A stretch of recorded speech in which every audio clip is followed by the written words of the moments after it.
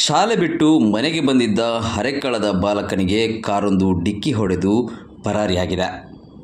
ಘಟನೆಯಲ್ಲಿ ಬಾಲಕ ಗಂಭೀರವಾಗಿ ಗಾಯಗೊಂಡಿದ್ದು ಚಿಕಿತ್ಸೆಗಾಗಿ ಆಸ್ಪತ್ರೆಗೆ ದಾಖಲಿಸಲಾಗಿದೆ. ಹರೆಕ್ಕಳ ಗ್ರಾಮ ಪಂಚಾಯತ್ ಬಳಿಯ ನಿವಾಸಿ ಅಬ್ದುಲ್ ಕಲಾಂ ಎಂಬವರ ಪುತ್ರ ಮೊಹಮ್ಮದ್ ಶಯಾನ್ ಗಾಯಾಳು. ಬಾಲಕ ಹರೆಕ್ಕಲ ಪಾವೂರು ಅನುದಾನಿತ ಹಿರಿಯ ಪ್ರಾಥಮಿಕ ಶಾಲೆಯ 3ನೇ ತರಗತಿ ವಿದ್ಯಾರ್ಥಿ. ಬುಧವಾರ ಸಂಜೆ ಶಾಲೆ ಬಿಟ್ಟು ಮನೆಗೆ ಬಂದಿದ್ದ ಬಾಲಕನಿಗೆ ಕಾರು ಡಿಕ್ಕಿ ಹೊಡೆದು ಪರಾರಿಯಾಗಿದೆ. ಘಟನೆಯ ದೃಶ್ಯಾವಳಿ ಗ್ರಾಮ ಪಂಚಾಯತ್ನ ಸಿಸಿ ಕ್ಯಾಮೆರಾದಲ್ಲಿ ಸೆರೆಯಾಗಿದ್ದು, ಅದರ ಆಧಾರದಲ್ಲಿ ಕಾರನ್ನು ಮಂಗಳೂರಿನ ಬಿಕರ್ನಕಟ್ಟೆಯ ಮನೆಯಲ್ಲಿ ಪತ್ತೆ ಹಚ್ಚಲಾಗಿದ್ದು, ಸಂಚಾರಿ ಠಾಣೆಯಲ್ಲಿ ಪ್ರಕರಣ ದಾಖಲಿಸಲಾಗಿದೆ.